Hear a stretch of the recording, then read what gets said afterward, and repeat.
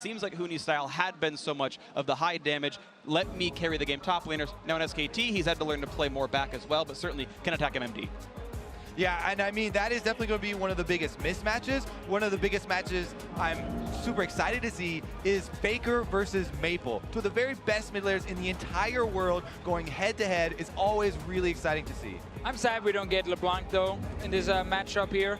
I think both these guys are obviously some of the best in the world at playing that specific champion, which is why also she's banned away. She is the champion getting banned the most. Been like that actually for quite a while.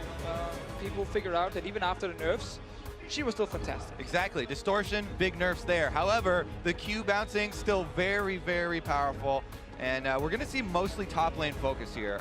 Not a big surprise as we keep mentioning MMD and all the focus that teams are putting on him. They're trying to protect him a little bit, but it was a bit surprising the Rumble ban for me from SKT, as Huni is an absolute monster on that. They don't want to give it away as a first round pick though. Right, yeah, I feel like the reason they banned Rumble is because the one blind pick that MMD has picked and even died on a few times but still had an impact on is the Rumble. Happened in the LMS, obviously it happened here at MSI, so I feel like they're just trying to target him and remove his comfort pick and try and put him maybe on a skill matchup against Huni, because that would not be pretty. A couple of shields getting taken out as well. Sure, I mean, you know that Bang is a player that is happy to play the more carry style, played a lot of Twitch very recently and has been very good on him. When you contrast with someone like Betty, who has been just a second support down on that bot lane, exclusively playing CC champions down there. So, double shield comps are exclusively an SKT thing. Yeah, so now the question is, do you take Lee Sin or Graves, or do you just trade them later on and grab something else for first pick? But there are very few very valuable first picks right now. Lee Sin is definitely one of them. Lee Sin is definitely one of them, and people are very quick to jump on, oh yeah, undefeated on Lee Sin, why are you giving this over to him? His Elise is also magnificent. Like there's so much that you would have to ban away from SKT to take this out. Right. Lee Sin is definitely one of the champions though that you expect Peanut to go for his aggressive playstyle. You talked about molding players to SKT though, Freak. And what I'm excited about is it's a no jungle ban game, so Peanut and Karsa, arguably the two best junglers of the tournament. You can make a case for other ones here, but two extremely top-class junglers get to play pretty much whatever they want and go ham on each other. Yeah, like that Lee Sin has taken the #1 spot over Graves. It was actually Graves earlier in the tournament who would take him, but they realized playmaking potential is important, and of course you can still trade it for the Graves here, which is fine for Karsa. Tahm Kench again. We always talk about these trends that develop during a tournament.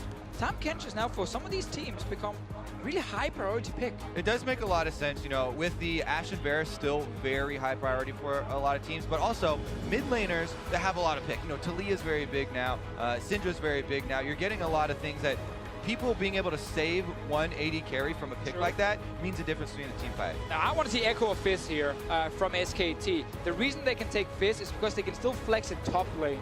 Worst case, they put it mid, and it is actually a good matchup for Faker against Syndra. Echo is the other traditional counter, but he doesn't need to lock that in now. He already showed the Fizz. Plus, Fizz, if you do put it into the top lane, is a really, really strong laning champion because of the fact he can bring Ignite and use the abilities to escape ganks up in the top lane. There's a lot of pressure there. It actually adds a lot of very dynamic pressure to your drafting phase with both solo laners. Yeah, it's actually quite a big surprise that Flash Wolves showed Syndra here. Again, red side is where you traditionally look for counter picks for your solo laners, but they said, you know what, Syndra is the #1 pick for us with LeBlanc being banned, and could also be that Maple doesn't really want to try and play like Echo or something against Faker Syndra.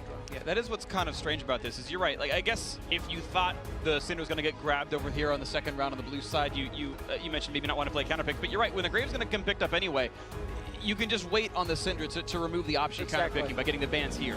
And I think a lot, other things that weigh into it besides just the Faker versus Maple matchup is the fact of that early Lee Sin pick puts more pressure on you because there's so much early playmaking, whereas the Graves is more farm oriented for the beginning. Yeah, but it sadly just means now for Flash Wolves, if they start banning out Echo and these counters to Syndra, then Fizz just becomes the mid laner. So that strategy is kind of gone. You don't actually get that favorable of a matchup now for Maple that you otherwise could have maybe gotten on red side, because we know Faker likes to blind pick Orianna. And I think that would have been okay for Flash Wolves to play against, because they can then try and then roam away from the Orianna lane and create some of these picks in the side lanes they've done in the past against SKT. Or look for that Hall of Fame solo kills on Faker in the Syndra versus Orianna matchup. That's fine too. Trying to get your name up there in lights. go, the Gragas ban. So yeah, several tank bans coming through, and again, we know that Fizz can just simply go into the top lane, and he'll just pick Echo anyway, and we'll just have 2 assassins, and still have a good matchup for himself. So lots of tools to play with right now for SKT, but still, top lane bans coming through right now. Yeah, they're trying to hurt MMD again. We know Fizz can go top lane for Huni if needed. Kled is another pick that MMD has played quite a bit, and Flash Wolves do have the last pick in this draft here, so they could take it as a last pick. It has been banned away a few times against them again. I think just more out of respect and maybe fear against MMD. I don't think they need to ban another tank, at least at this point. Or if they want to, it should be normal. Maybe Kled, if anything, for something he's a bit comfortable on. It looks like a first pick Ashe will be coming through for Flash Wolves, though, based on the Varus ban. You pick number 2 in that generalist role for the bot lane, and the final ban is going to be Kled right there. So is it going to be another 4-letter word with Ashe getting grabbed? Good prediction, Freak. Thanks, buddy. It's not hard. Just saying. Jhin. Oh no! I think they missed the joke there. I did. I actually didn't. I didn't look over. Honestly, though, we were looking at the setup here with the Varus ban from Flash Wolves for this pick for Betty. We mentioned it a couple times, though. The champion pool for Betty has been just mainly the utility AD carries. It has been the Ashe. It has been the Varus. It has been the Jhin. It has not revolved around end game scaling 80 carries like this. So this is a very interesting look to see from Flash Wolves here. There's only been a spot couple of games in their home league where Betty was actually on the end game carry. Betty's played 40 games of Ashe Varus Jhin. That's what I'm talking about. And 8 of not. None of those have been Twitch right now. There is a significant difference in play style here for the player. He's got a Tahm Kench support. He's up against a Kog'Maw. Now maybe even Renekton to dive on him. Keep in mind the mid-Fizz scary as well. And suddenly, a lot of weight is on Betty's shoulders. Yeah. Betty's Twitch pick here, and the very weak 2v2 lane bot for Flash Wolves just open up. Some late game picks from Bang as well, and Fiora, that is a blind pick right now up in the top lane. You could potentially take Renekton on the side of MMD against it and try and really bully that lane. I actually really enjoy this. SKT have 2 super strong, assassin solo laners here, basically. And then the Kog'Maw doesn't even have a bunch of extra shields. They want to work off of the pressure. Kog'Maw actually does spike pretty early, just on an item or 2. It's not really the old Kog'Maw that people think about. You have to farm all super late game. But so much damage here possible from SKT. Blind big Fiora. I love watching this team. And you do not get punished at all. Like, that is actually quite surprising. Obviously, when you are SKT, you're 4-0 already. You can gamble in the bigger ban phase here and there. MMD did not feel confident taking any sort of skill matchup against Huni right now. So he takes a tank, accepts that the late game is so heavily in favor of Huni that Flash Wolves have to try and get ahead early on and just try and force teamfights with this Nautilus. Otherwise, that side lane is going to be 2 or 3 towers in favor of SKT, and then Huni's going to run all over the place. Exactly. It's going to be the double teleport. We're definitely going to expect that, and it's going to be so scary. The mid game is always where you look to SKT, and this is where teams talk about they're unable to act almost because SKT, every minion wave they push, they then make another action to force you to a different area of the map, and you lose out slowly in pressure.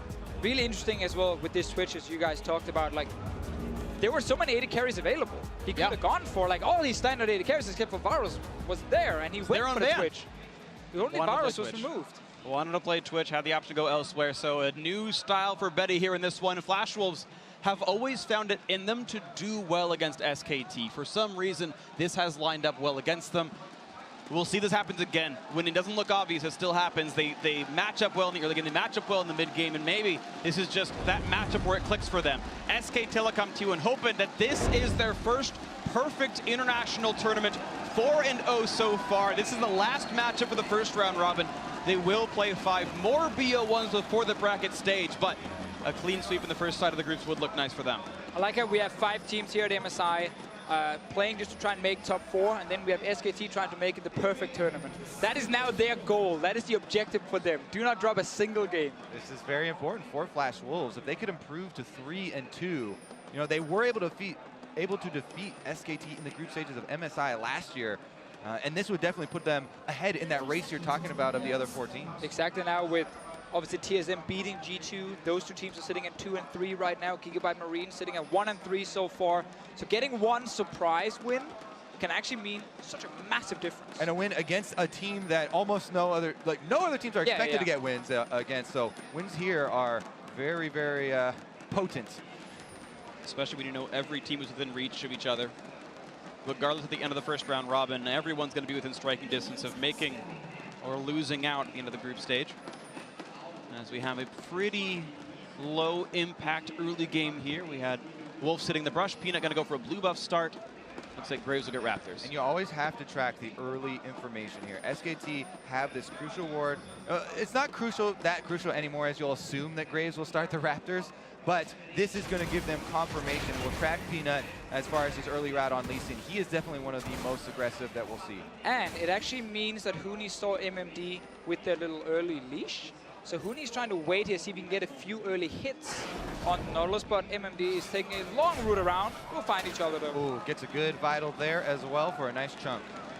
Yeah, despite the Courage of the Colossus, actually some decent damage coming through. Huni already max stacked on Fervor, meaning plenty more attack damage coming through.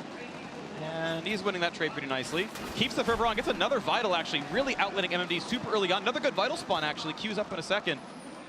Gonna look for it, gets even more damage. Also, you notice Huni was zoning him off of the experience, so he's even lower level, but Karsa is coming to even the odds. Not gonna be level 2 at the start of this one. Here comes the attempt to chase it down. Of course, there's no other CC for MMD, just the passive. When it times out, he can flash auto, flash Q. Karsa wants it, one more hit. The turret would block this shot. A trade of flashes. Huni will have the TP early. You have to assume Peanut's gonna go for an invade now. They had early vision on the Raptors. Karsa gave away his position. Mabel just put a ward down. As soon as you said it, Kobe, here, to spot if Peanut is actually walking to that blue wall. What is important in the counter invades there is also the pushing in the bottom lane. Right now, right in the middle, so there's not a lot of extra support for him. Now, flash trade from Karsa and Huni right now.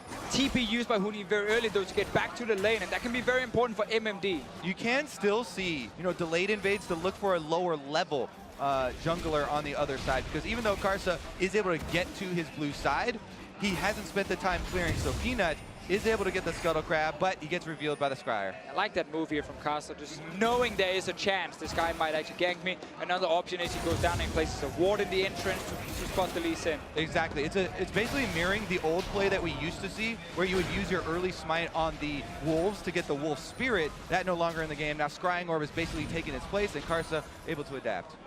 We're seeing actually a pretty substantial lane lead right now for Maple. It's gonna be +7 before the lane even resets itself. He's got an extra minion there to kill. Revealed by the fact that Lee Sin, actually Fiora's top side, and Maple should have to hug the bottom side for that. This is very standard in the Fizz Syndra matchup. The Fizz will have to surrender some CS early on. Like level 6 is really the big point for Faker. Normally what you say is that once you have ulti on Fizz, if you manage to land the ulti, well, you should expect to get a kill. Because then your jungler shows up and the guy's knocked up and that's a kill. Exactly, and a lot of the extra CS that you'll see, variation in the matchup is if the Fizz has his jungle visit early. If you have, more threats for kill pressure, that's where he's able to kind of get extra CS off based on that. Again, important also, as we highlighted before, Huni had to use early TP back to lane. So it means now MMD can push lane all the way out, and if he wants to keep the pressure, he can TP back to lane and get a bit of an advantage there. He's actually surviving for now, but we need 1 or 2 items on this Fiora, and then it's not going to look so good up in top lane. Yeah, tilts later on. Worth noting, Huni is going for the reduced cooldown reduction masteries there, so it's only a 4-minute and 15-second, or actually a I forget the numbers. Either way, about a 4-minute TP timer instead of a 5-minute TP timer, and it means he's less gankable. It's already halfway back. But also still getting the Krug wards up there. They just saw Karsa before that one went off, and so Peanut's still able to keep track of him. So nothing happening just yet here as far as junglers are concerned. Gold is about equal. Peanut only up 30, so Karsa got an early gank off and has managed to keep up in farm. Credit to him for managing to keep his jungle afloat despite the early Lee Sin pressure. Soon get level 6 for Faker here. He played this exact matchup in the LCK final against KT, and as soon as he hit that level 6 mark, well, he got 2, 3, 4, 5, 6, 7 million kills. I think it was about 1 million. About 1 million is probably accurate. I want to point out a nice little thing that MMD did right there, which is he's stuttering his passive applications that Huni will hit riposte. And then once riposte comes through, then he goes in for the rooting auto attack. It gives him the shield, it gives him the extra damage, very useful. Meanwhile, you can tell about the setup that SKT are making right now. Even though it seems calm, the vision is exploding around that mid lane. The vision keeps mentioning Faker approaching that level 6, approaching the kill pressure. The vision is being set up, to make that play possible. Huni, though, is still the target up here. We got seen. He just barely got seen. Nice The Anchor Skill's going to land. But Huni's fine with that one. Yeah, Karsa just barely snuck into vision. Unlucky move. Really good for SKT. They survive early on here. No one falling to any ganks. Six is now hit by Faker. Hooney's getting there soon. Peanut even finds time to do Dragon, or started at least, because Kasa obviously showed on top side. Also, he just popped the Scryer's Bloom on the top side, so Peanut knows he's still up there another 10 seconds later, and he should be able to finish this one since his bottom lane is pushed in, and the bottom lane has priority. And even on top of that one, Infernal Drake is the easiest Drake to solo. It is as squishy as all the other non-mountain Drakes, has no extra single target damage like Cloud, and no slows like Ocean, so Peanut level 5 solo with just 2 long swords, very clean, nicely done, and that's going to start a solid early game for SKT. And now once we get, further into this laning phase, we have to remember double teleport on the side of SKT. That's going to be dangerous. It is going to be dangerous. Bottom lane will be one area that has to worry about that. And bottom lane already going very heavily in favor of Bang and Wolf, who definitely are higher rated just as a duo, but also in this matchup. And as we talked about in Champs League, Flash was needing kind of to get ahead early on, because you have a 1-3-1 comp by SKT with double teleport, so it's extremely difficult for these team fighting comps to stop that if you fall behind, because 2 lanes are getting pushed in, you can't stop the split pushes, you try and force a fight in the mid lane, and they TP in on you. And they're already looking to get out of that bottom lane, rotate up top here with the duo, and try and pry open some space here around Hooney. They are lane swapping without having a push in the bottom lane or top lane, so it's not a fast-paced lane swap where you rush down the enemy tower, because you can see now Twitch needs to actually take the wave from his own tower and push it forward. This will give SKT plenty of time to react and actually get to their bottom tower tier 1 first. They can even TP Hooney down to this bottom lane and dive MMD or just take the tower. Exactly. The only thing is that Peanut will not be able to traverse that terrain, but Karsa has a red buff on Graves, which is tremendous turret killing power. And looks like the damage going a little bit faster from the Flash Wolves side. It's a close one to be sure, checking out everywhere. And it seems like Flash Wolves is a little bit faster on the play. And because they brought the Graves in, because they orchestrated the entire situation, first turret gold goes to Flash Wolves, 350 bonus gold because of that. I'm actually sad Hooney didn't just TP to the bottom lane. They could have taken that tower, given the full amount of gold to Hooney, and then have him just sit bot lane and swap Bang and Wolf to the top side, because there is no Drake anyway. But Hooney kept his teleport. He's now sitting top lane, looking at Flash Wolves push in this wave, and not really doing anything. Move is now rotation towards mid lane for SKT, while Hooney, as you said, is trying to pick up CS here at the turret. It's a little bit dangerous, but most of the focus from Flash Wolves should be on getting that turret down, getting that gold. They can get for themselves turret down below half HP, and it's still just Hooney alone. A new wave for SKT, not going to get as much damage as the other teammates did, and Wolf chunked up inside a turret, but the kickback is there. Looking for the plays to be had. Nice knockups for MMD, but still taken out for first blood. Cannot defend that. You don't go for a kill in the 1v3. You go like Hooney's trying to do and just go for the minions. Oof. Faker here using ulti as wave clear, just putting it there on the minion wave, so it dies. They now get the tower in the bottom lane.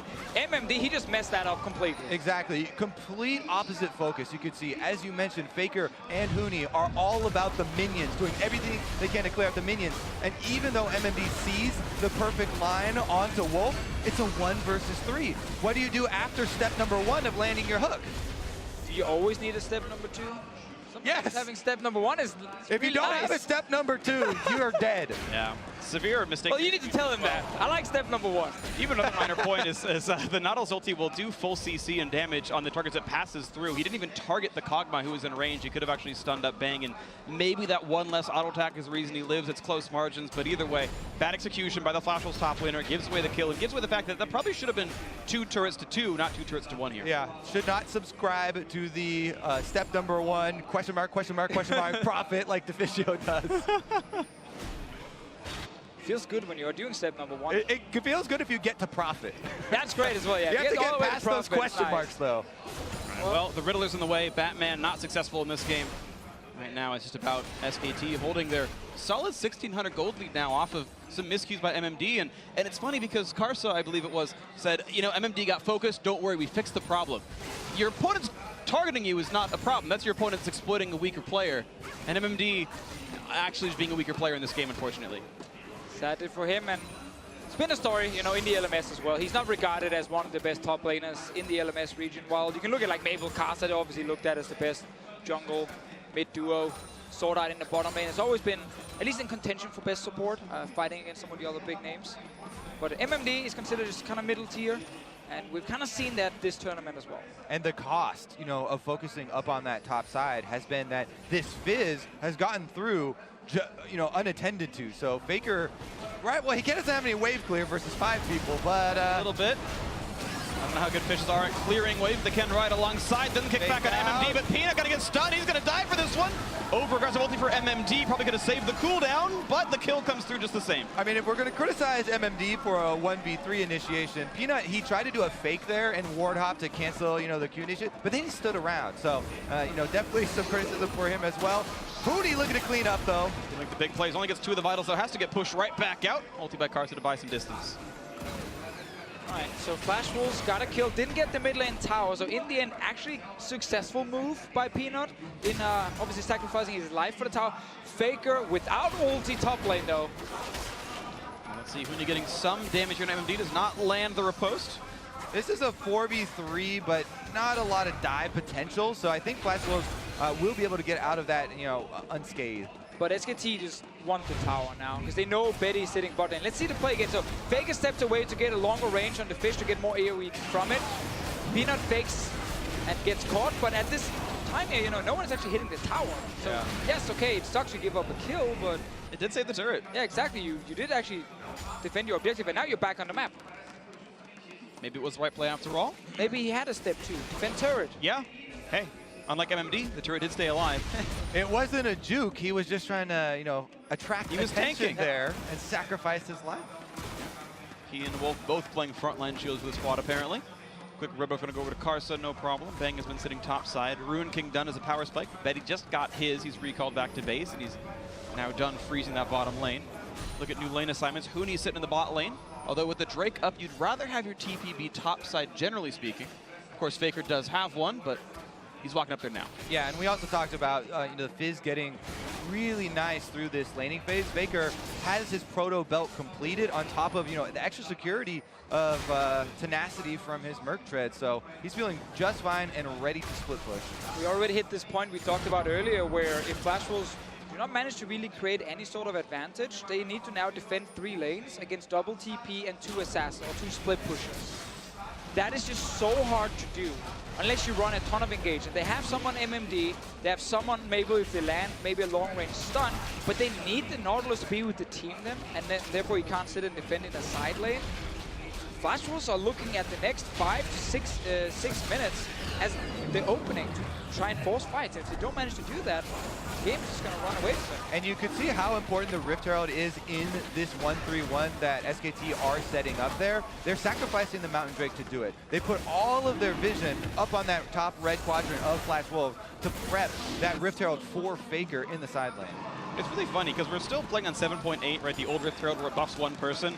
I have never seen a tournament with so many Rift Herald takes than MSI this year. Coincidentally or not, where on the live servers, everyone's, oh, Rift Herald's easy to take and it's really powerful and it's very obvious. Like, everyone remembered Rift Herald existed, and when you're right, we should take that more often in pro games. I mean, in this game here, it makes perfect sense. Again, you're running split push. You don't really want a team fight if you can avoid it, so that's why they don't want to contest the Dragon. Obviously, when G2 have been trying to take it, it's just actually been pretty bad calls. So, sure. But they were playing some solo queue, and they're like, hey, this one's cool. Yeah, let's get this one. It is interesting. Either way, though, it is a game that SKT have been slowly grinding on a lead in. A couple of plays back and forth, but 2,000 gold. An arguably better Elemental Drake, and plus the Rift Herald on Faker, who can continue to split push to success. Top lane out are going to be attacked by a Bang, should be going down no problem. Flash Wolves hoping to find something else to do, maybe in bot lane. Yeah, bottom lane or the mid turret. As we said, you know, even though Peanut sacrificed his life and they didn't get it then, it was still heavily weakened. So that will be an option for Flash Wolves to attack. You can see in the jungle right now, Karsa's setting up vision for them in the bottom quadrant. It's a good moment now for Flash Wolves, though, to try and make something happen. The problem is just they've been so behind when it comes to pushing out these lanes because they're respecting Fiora, they're respecting the Fizz, so they're not pushing bottom and top lane first.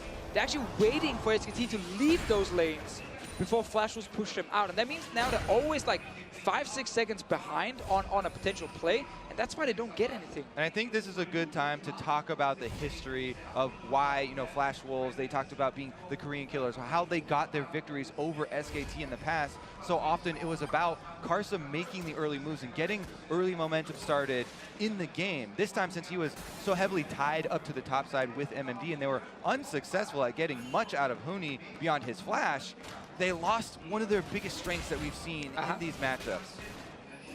I was actually looking at like gank numbers from the junglers. Karsa is the least active jungler when it comes to spending time with his lanes. He only spends time with Maple. Maple is fun enough the mid laner who spends the most time with his jungler previously. Obviously before today started. I don't know after the TSM game. But Karsa's not been going side lanes at all. He's not really ganking for his side lanes. And it just means that he often has like a lot of farm and he is strong individually. But then his bot lane is not really ahead and his top lane is far behind, and then the team overall is behind. To be fair, this game he tried for the top lane and they didn't get much reward. I guess he's not going back there. He's like, I tried one game, I'm done. See if anything comes out of it later on. 3,000 gold now, the difference here. Of course, top lane outer falling as part of that one. SKT 3-0 in turrets. 2 bot lane, 1 top lane. Flash Wolves still able to get much else. They got the first turret off the early lane swap play around 6 minutes in.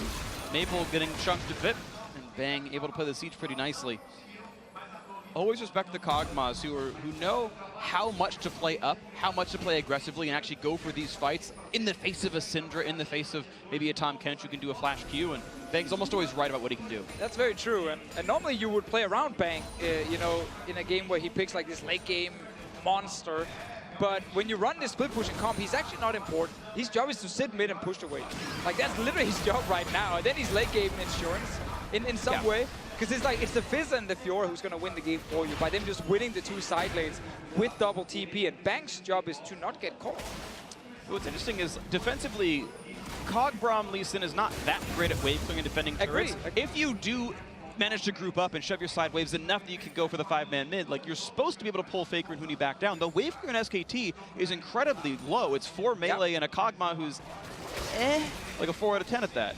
But the lack of like engage options for Flash was outside of basically Nautilus, who's stuck in the side lane, makes it actually very hard for them to force that engage. I kind of feel like I want to see them just commit to mid lane. Like, push up that mid and then force at least the mid tower. Yeah, what I feel like is like a Tahm Kench flank, a Nautilus ulti, a flash QE from Syndra. Like, there are tools, they just need to use them. That's why we're so worried about the slow pace of this game, as SKT are slowly grinding out further and further pressure here, and they're taking over the map. You can see every single ward is in Flash Wolves territory if it's not in the river here. Like, there's an incredible amount of control that SK have accumulated over this lax period from Flash Wolves. Yeah, and normally then when the enemy team is able to win like 1 or 2 lanes, you should be able to win the 3rd lane at least, and that's kind of where you can play around. Right now, all 3 lanes are getting pushed by SKT. So the only opening for Flash Wolves is kind of that all-in engage, and preferably around the mid lane.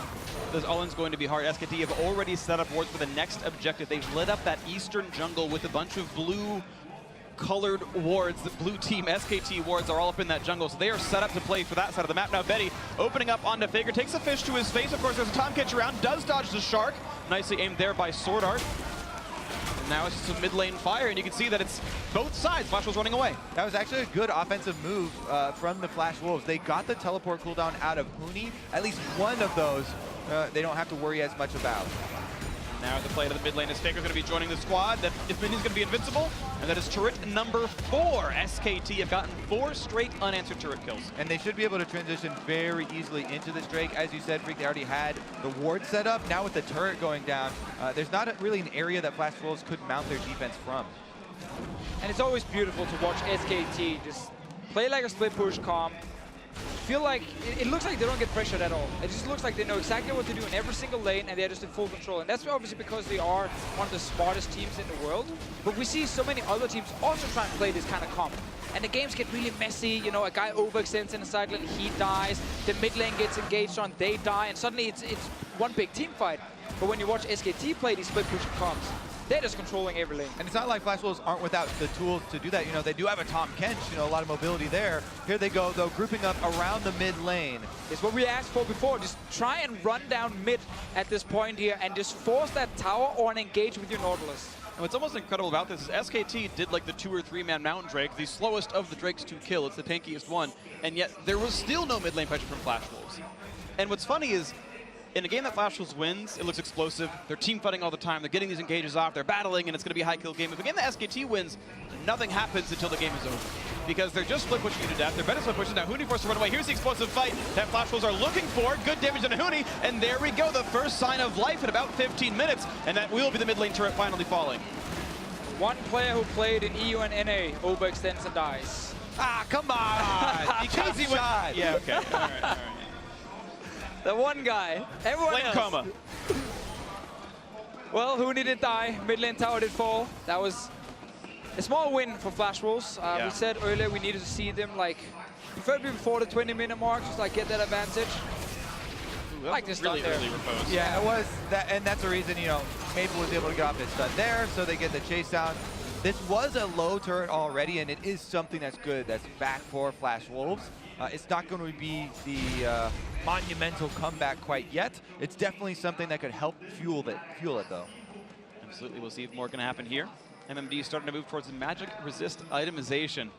Sunfair Cape needed to be done for his matchup against Huni, but now he's got to worry about a Fizz later on, and even a Kog'Maw who is about 55-45 magic to physical based on his build.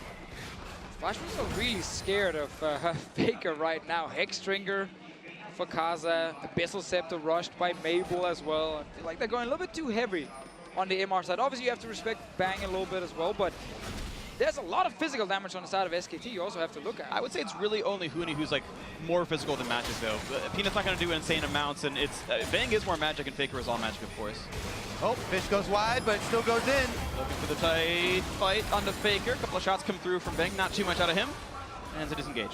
Back to the builds though, for Bang specifically here. We talked about this was a Kog'Maw comp without the extra shields. You know, it is a Kog'Maw comp that's a 1-3-1, you know, with flimsy solo laners here. He's building fairly tanky. You know, he's got a Hexdrinker, he's got the Ninja Tabi, as well as two of the more tanky-ish offensive items, and going for the Trinity Force next. So this is a Kog'Maw that also you get so tanky that you're kind of incorporating even your passive into Kog'Maw's kit. So like, if they do dive the Kog'Maw, That's the next step. he's taking, exactly, he is kind of tanky, and he's still putting out the DPS, but then even if you do kill him, he's gonna explode with 2 damage, and you have these super damaging solo laners to worry about.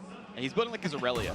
Right? Like I've seen Jax and Aurelia's build this way, and it's like, yeah, they need a front line, and they get some durability items. And Kog'Maw's like, I have 700 range. I'm built the same way. It's like, okay. If you don't take me down, I continue to put out my DPS. If you do, If you focus me, Faker probably kills you. Maybe Huni will kill you. Yeah. That's so much damage on the side of SKT. All right, they don't need Bang. It is very different from like a G2 Kog'Maw composition where it is more about him. So we can see what else can happen here. Gold lead 3.8 thousand for SKT. They're up the Infernal Drake, which is about 1,000 worth as well. And they can keep moving on forward here in this one. 24 minutes in. Quick yelps out of the Pugmaw. Cannons! Okay, Wolf gets it. That's fair.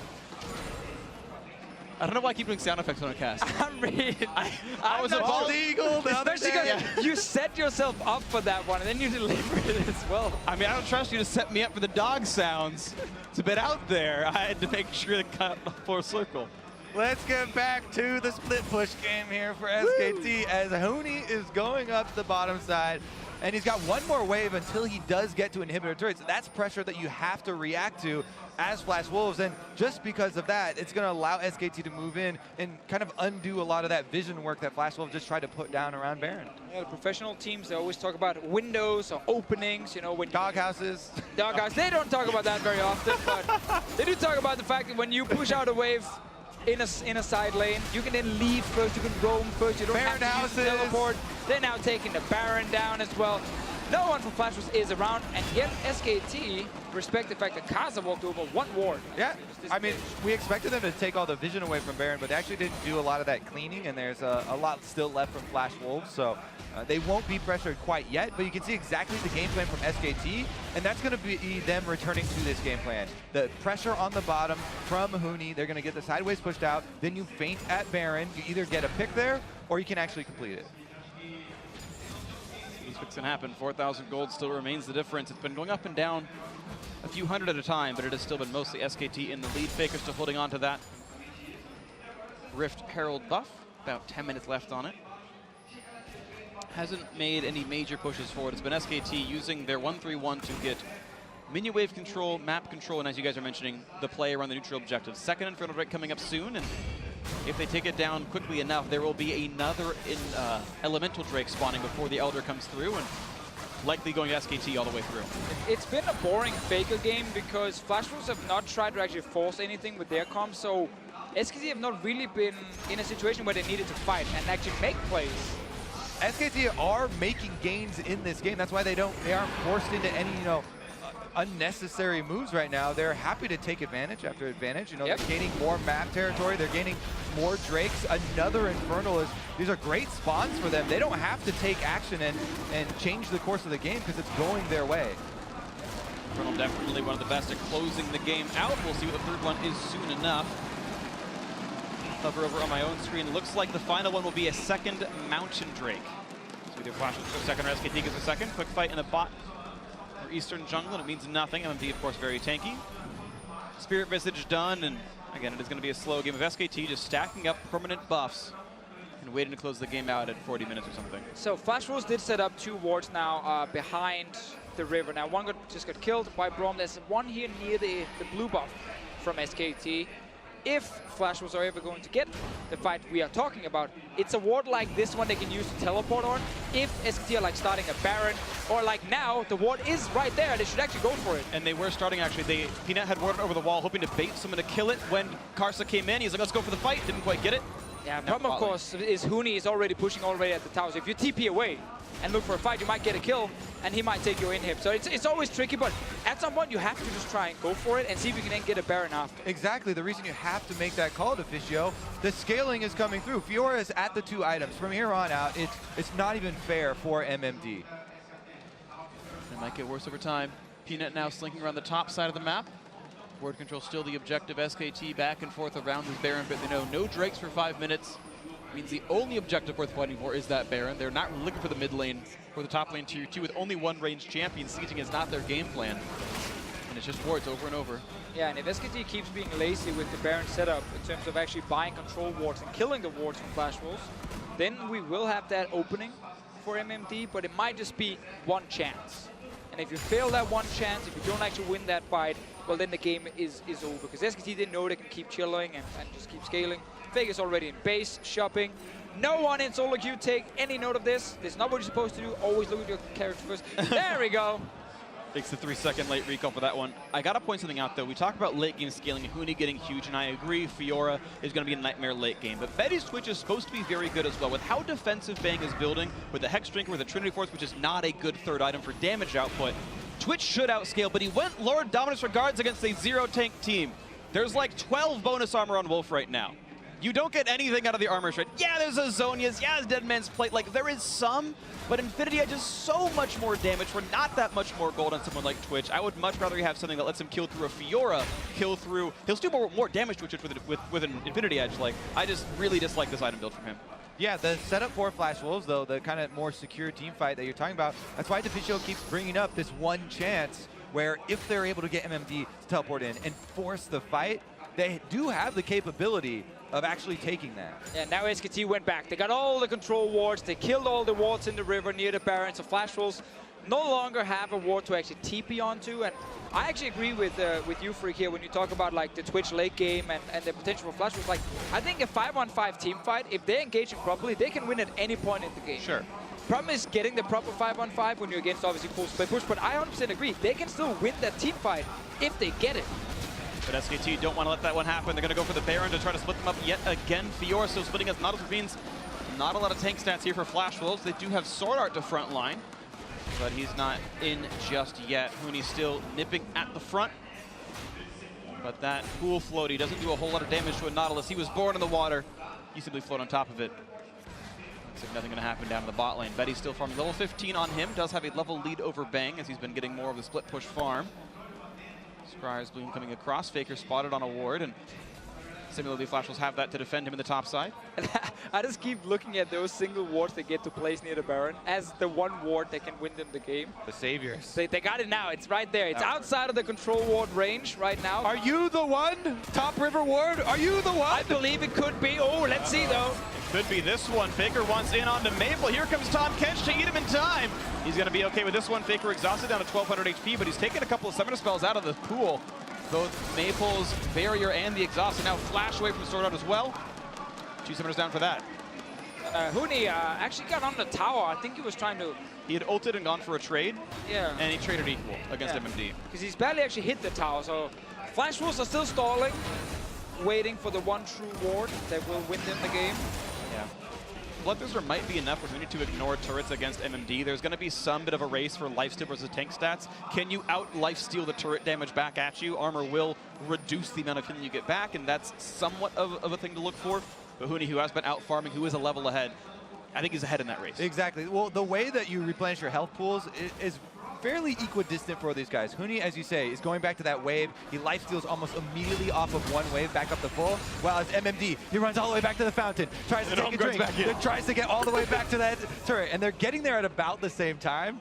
Yeah. That's currently why they're at the stalemate. At this point, though, with double teleport, SKT actually don't have to just fight 1v1 in the bottom lane. They could send Faker down and just 2v1 dive MMD and then take tower. Or something that I really actually enjoy is trailing your split pusher with your other teleport. You don't even have to teleport in on the other guy. Yeah, just run to the lane and join him, and then go for the kill, take the tower. If Flash Wolves reacts by rushing Baron, you have double TP. If Flash Wolves reacts by running to stop you at the inhibitor, well, you again have double TP and can just rush Baron with Bang and Wolf. Also, a Fizz plus Fiora can definitely pull off that dive, even on a full tank Nautilus.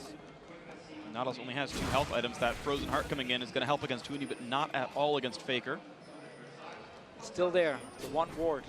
Are you the chosen one that Prophet Deficio told of? Here goes Faker. Faker, good damage there. Shark's not going to mean too much for him. Now here comes the push back in. Faker jumps away. He's going to go from the stun. And look out for the damage on a Betty. The flash stun's going to come through. Couple more hits will do it. The true shot barrage. Not even what it's called, but he gets the kill anyway. Living artillery it is. And Peanut gets a little bit done. And there's the tower dive. Bloodthirster done. Huni gets the solo kill. And the game has finally broken apart. SKT kills on 2 sides of the map. And they just waited and waited and waited. BT completed, as you highlighted, Freak. It was enough for Huni to then kill MMD. Now he gets the inhib as well. And we kept talking about Flash Wolves having to force something to try and win this game, and they just didn't.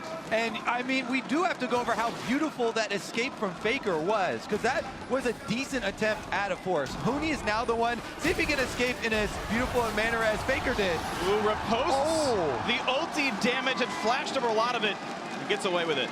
This is what it really hinges on. You talk about teams trying these comps and failing Deficio. When you have Faker up on the top side on Fizz, pulling escapes like that, and you have Huni getting solo kills, diving, and then still being able to deal with the 2-man collapse. These are how they're able to pull it off. Here goes Huni on the initial dive. He's chasing around the vitals. MMD can't find anywhere to hide. Just runs out of health way too fast. Doesn't even get the 4th vital. Doesn't matter. Gets one with the basic attack and then goes in, launches onto the turret with the ulti. Damage is simply too high for him. And it's never going to get better for MMD. It gets worse from here. Hexdrinker now in for Huni. Even more immune to MMD's damage. And here we go, double Mountain Drake, just to make sure it all is going to happen. Of course, we know the Baron was already taken. SKT in complete control here. 9,000 gold up.